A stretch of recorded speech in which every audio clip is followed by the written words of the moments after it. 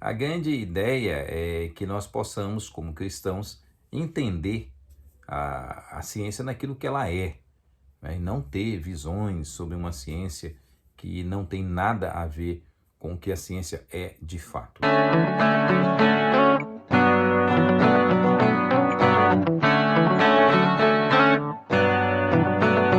A paz do nosso Senhor e Salvador Jesus seja sobre todos nós. Sejam muito bem-vindos ao canal Apologia com P. E hoje vamos tratar mais um vídeo sobre questões relacionadas à ciência. E algumas pessoas têm me perguntado sobre isso, né? Sobre essas questões de ciência e por que tantos vídeos nessa área. A grande ideia é que nós possamos, como cristãos, entender a ciência naquilo que ela é, né? E não ter visões sobre uma ciência que não tem nada a ver com o que a ciência é de fato, né? Apesar de que a ciência com o tempo muda. Então, quando eu falo do que a ciência é, eu estou falando de ciência do século XXI, tá certo? Mas, para nós entendermos a ciência do século XXI, a gente tem que entender a ciência aí em vários aspectos. E aí tem um filme que está bombando, filme show de bola, né? Fui assistir, e o Oppenheimer, né? Filme do Oppenheimer e Robert Oppenheimer. E o filme sensacional, um filme interessante, contando a história dele, 3 horas de filme que você cola aí o olho na tela e não quer descolar, né? Tem alguns momentos de diálogos bem longos, mas isso não atrapalha, em hipótese alguma, o vídeo, o filme, né? Aquilo que está lá, os diálogos não causam esse cansaço, essa coisa toda. Um filmaço, né? Tem aquela cena, uma cena de nudez ali, de sexo, né? Completamente desnecessário ao meu ver, né? Aquele episódio quando a amante dele vê lá um trecho da Bhagavad Gita, né? Que é um trecho da Gita, o livro, o Santo Cântico do Senhor, né? O livro dos Hare Krishnas. Essa aqui é uma edição comentada e o Oppenheimer ele lia sânscrito, né? Ele conhecia, ele estudou, ele teve uma excelente educação em Nova York, e aí ele estudou línguas, né, idiomas, e um deles foi o sânscrito. Então ele lia em sânscrito diretamente. E aí ele faz uma citação 2 vezes, quando a bomba é explodida, e nesse momento desnecessário do filme, essas coisas de Hollywood, né? Se não tiver nudez, parece que o filme não atrai. Então, no texto, no capítulo 11, no verso 31, né? Quando Krishna diz, né, a Arjunas era um líder, um líder que está na famosa batalha de Kurukshetra. Ele está no campo de batalha e ali ele tem que tomar uma decisão, tomar o trono que é dele, tá? Mas para isso ele tem que lutar contra os parentes que estão ligados a ele de alguma forma. Então ele entra num conflito moral de ter que matar as pessoas que ele ama, apesar de serem pessoas que o traíram e tomaram o poder.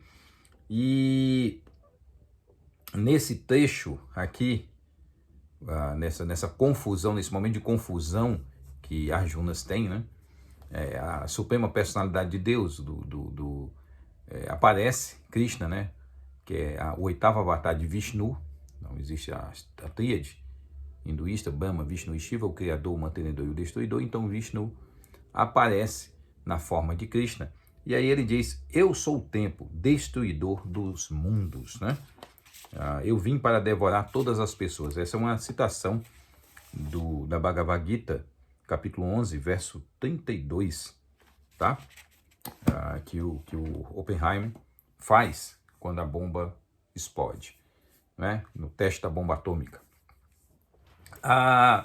Mas o que eu quero conversar hoje? Se você quiser estudar um pouco mais sobre Oppenheimer, dicionário de biografias científicas, não só sobre a vida do Oppenheimer, mas muitos outros nomes de A a Z, tá certo? Então, um material muito legal da Contraponto, editora Contraponto. Aliás, eu acho, o pessoal lê essa biografia dele aqui, você vai achar que parece que muito do filme foi baseado nessa biografia, até porque o filme fala muito da questão da politização da questão científica, né? E como se deu um pouquinho dos conflitos particulares do Oppenheimer como cientista e como um homem que fez um experimento, né, e que criou um artefato que revolucionou a guerra. A ideia agora, pela primeira vez, isso é interessante, até o Jacques Legoff, um dos grandes medievalistas, né, o pessoal que lê aí sobre historiografia sabe de que eu estou falando, Jacques Legoff, ele menciona esse fato, né, como a única vez que o homem agora teve oportunidade de destruir de fato e de verdade capacidade para destruir o mundo, né? Destruir o mundo. Eu discordo um pouco dele, não é? Porque ainda tem algumas questões que seriam importantes a gente pensar. Mas vamos lá. O filme ele acaba retratando algumas coisas curiosas e algumas lições são importantes para nós entendermos como funciona a ciência e a cabeça e a mentalidade e as organizações científicas ao redor do mundo. Então nós não podemos esquecer disso, né? Então um ponto muito forte é a questão da politização da ciência, tá? Nós temos uma ciência moderna que tem aí cerca de 500 anos, né? E essa ciência moderna aí por volta, deixe-me ver, do século XIX, nós passamos a ter assim uma crítica muito forte à ideia da religião. Entra uma filosofia muito forte chamada positivismo, que acredita que o cientista está tratando o fato, até hoje, né? Quando você vê alguém falar assim, isso aqui é cientificamente comprovado, e apostar todas as fichas nisso, ele é um positivista. Ele é um positivista, aquela pessoa que acredita que a ciência trabalha com os fatos apenas.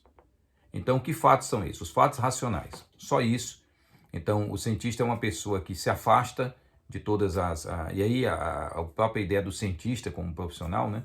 Ele vai surgindo aí nessa virada do 19 por 20, que vai ser uma profissão, como nós entendemos mais ou menos hoje. Então, o século XIX vai abraçar uma ideologia, né, uma visão bem ideologizada da ciência, que até hoje faz parte do nosso imaginário, né? Agora, quem fala isso, pessoal, não é este homem que vos fala aqui, o Paulo Sérgio Batista, né? Mas você deveria ler a Crítica da Ciência, Sociologia e Ideologia da Ciência, né? O Jorge Dias de Deus, organizador, que está aqui. Tem vários textos, né? Tem um do Ribarra, né? Que é bem interessante sobre o que é a ciência. E ele fala sobre essa questão da ciência. Como eu falei anteriormente, a bomba atômica ela é um divisor de águas, né? Sobre a questão do poderio bélico agora. Por isso que no filme você enxerga muito essa questão do cuidado. Ó, explodimos duas bombas, né, em Hiroshima e Nagasaki, porém é preciso regular o uso dessas armas. Isso aparece muito no filme, essa discussão, né, pós-guerra, essa questão dos americanos, ao mesmo tempo que ficaram felizes, né, pela vingança que foi jogar uma bomba no Japão, por outro lado, agora essa grande responsabilidade, né, o próprio Oppenheimer vai falar alguma coisa quando ele diz isso, destruidor de mundos, né? É essa ideia também desse grande potencial que o homem agora possui, tem em mãos, né? Apesar de que nós vemos na Bíblia, o Apocalipse trabalha os males que virão sobre a terra como males derramados, despejados por Deus, né?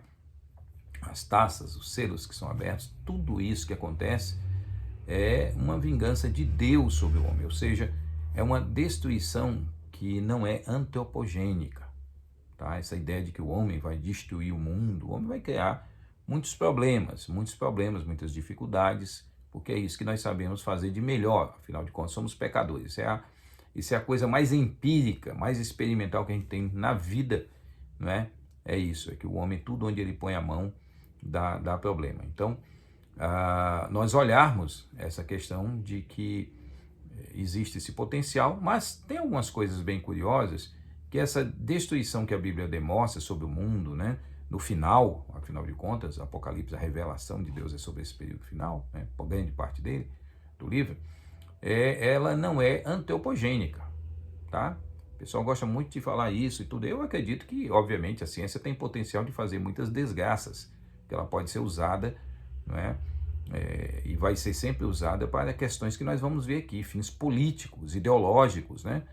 E vou já ler alguns textos aqui do livro A Crítica da Ciência. Agora, nós devemos entender que a Bíblia demonstra de forma assim, bem explícita a ideia de que não é uma destruição antropogênica. Nós não temos uma destruição ali criada pelo homem, ou seja, de origem humana. Parece ser uma destruição mais teogênica, né? Isso eu não sei se essa palavra existe, mas se não existe, existe agora. Teogênica, ou seja, de origem divina. O próprio Deus vai julgar o mundo e vai punir a humanidade por causa dos seus pecados. Então essa é a ideia que nós temos dentro do livro de Apocalipse, tá certo? O Miguel Nicoleles, Dr. Miguel Nicoleles, um cientista muito conhecido, né? Ele fala já sobre algumas questões que não são antropogênicas, né? Que podem trazer, sim, sérios problemas à humanidade. Uma delas é os meteoros, né? Então, uma pancada, um meteoro, um corpo estranho, entre tantos meteoros que passam pela Terra ou que caem aqui, um maior chegar e atingir a Terra. Isso é um tema muito constante aí nos filmes de ciência, né, de ficção científica. Tempestades geomagnéticas solares também é algo que ele aponta como muito possível, né? Ou seja, algo desse tipo vindo do Sol poderia destruir, né, todos os eletroeletrônicos, né, computador, rede de informação, TV, tudo ir por buraco.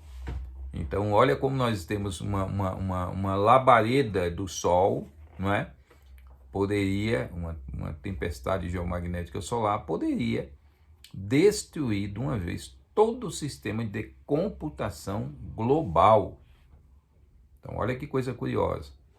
Que às vezes a gente acha que os homens eles têm um poder sobre toda a natureza por causa da ciência, por causa da tecnologia, né? Nós estamos aí, teve a primeira revolução industrial que é no século XIX, a segunda revolução industrial no início do século XX e a terceira após o término da Segunda Grande Guerra, né?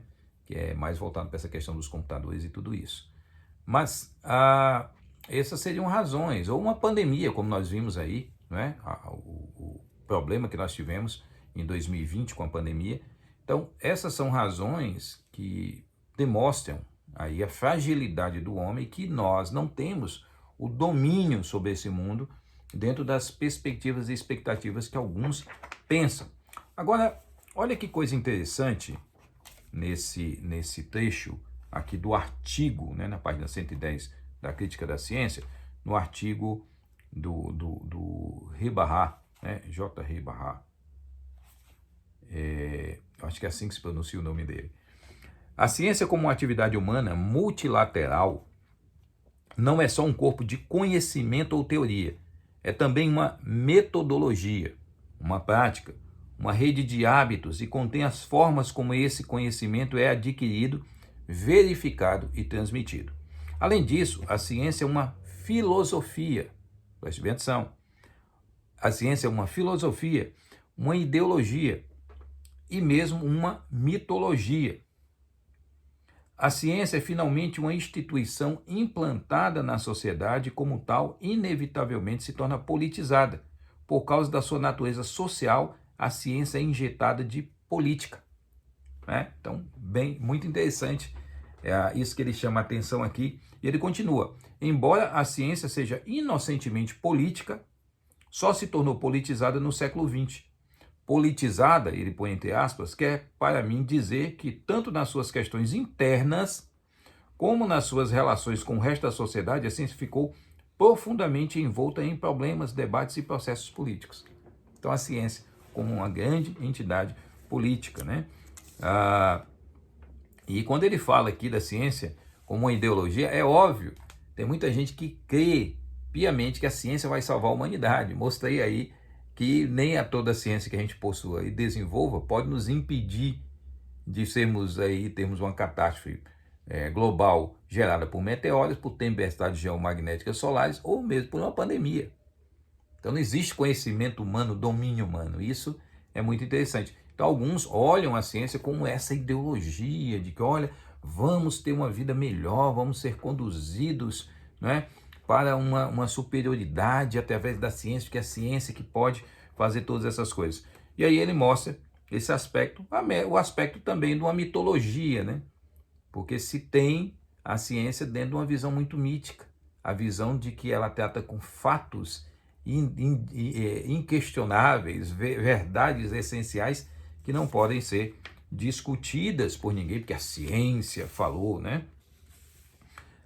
E aí ele menciona mais alguma coisa aqui. A ciência moderna tem se curiosamente despido de qualquer preocupação séria com questões fundamentais, por exemplo, as que dizem respeito a ligações entre fins e meios.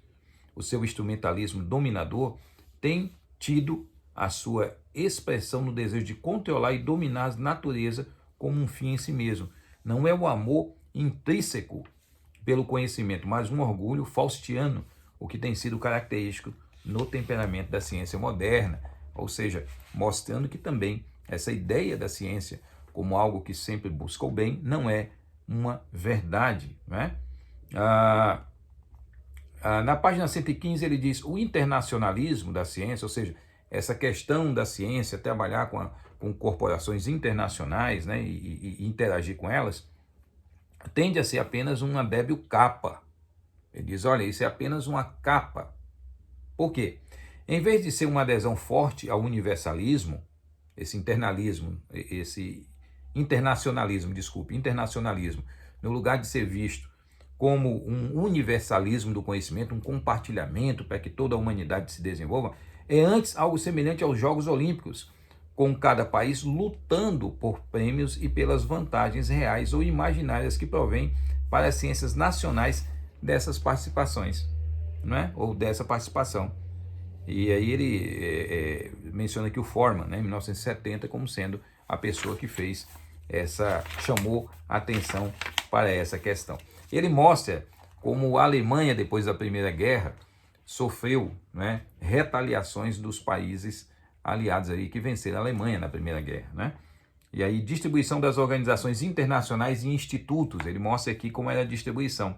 Até 14, lembrar que 1914 foi o ano do início da Primeira Guerra, a Alemanha tinha 9 organizações internacionais, e 9 organizações internacionais estavam sob o poderio alemão. Tem um vídeo aqui no canal que eu menciono sobre isso, sobre o poder da Alemanha, sobre, não é, o conhecimento científico, como era uma sociedade muito cientificista, não é?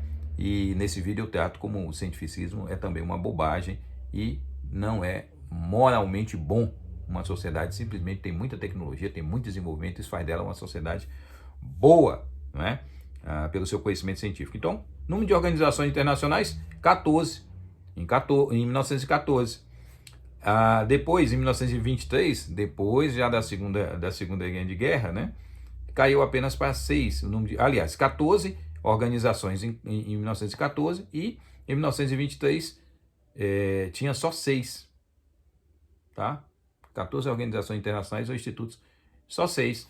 A Áustria, 3, continua, Itália 3, foi para 4, França 18, foi para 37, Bélgica 13, foi para 21, Inglaterra de 9 foi para 14. E todas elas ou mantiveram, né, a Áustria se manteve, todas as outras se desenvolveram a quantidade de organizações internacionais e institutos entre 14 e 23. Só a Alemanha que não. Por quê? Porque foi derrotada na guerra, porque as questões políticas fizeram com que pessoas olhassem e dissessem assim, não dá para a gente confiar, né? Olha o que diz aqui na página 121 sobre esse assunto. A tomada de poder pelo regime nacional socialista em 33, esse aqui é o regime do Hitler, né, nacional-socialismo, criou ainda mais tensões dentro da ciência alemã. O novo regime não encontrou aparentemente resistência no seu ataque contra as práticas tradicionais e as instituições da ciência. Ok? O que ocorreu foi algo mais do que o assalto político vindo de fora, a autonomia e a integridade da ciência. Foi também um ataque vindo de dentro. Muitos cientistas cooperaram com ele e, de fato, apoiaram com força a política de coordenação ideológica do movimento nacional socialista. Ou seja, a ciência foi usada e sempre será usada como fins políticos.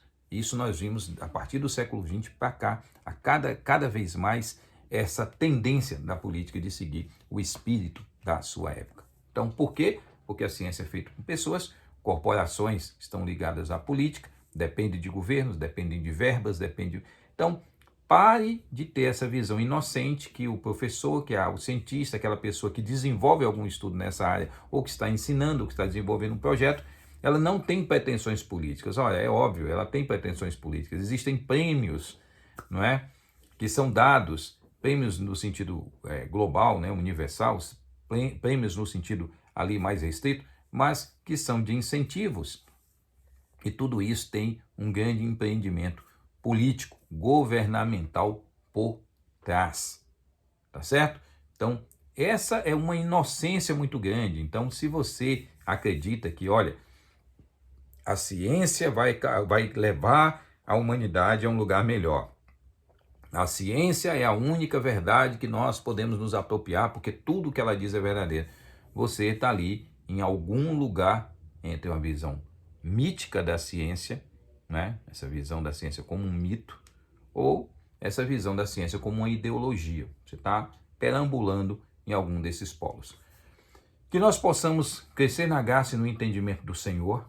Compartilhe esse vídeo, compartilhe as informações desse canal com outras pessoas, né? Divulgue o canal para que nós possamos crescer.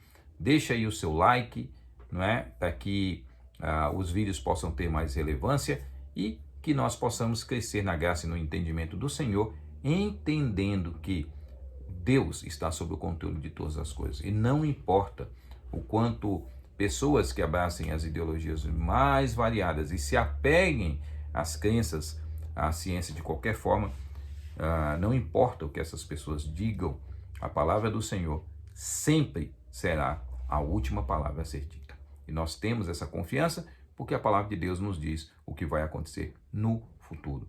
Tá certo? Nenhum historiador pode trabalhar com o futuro, mas o Deus que domina a história, ele sim, ele pode falar sobre isso.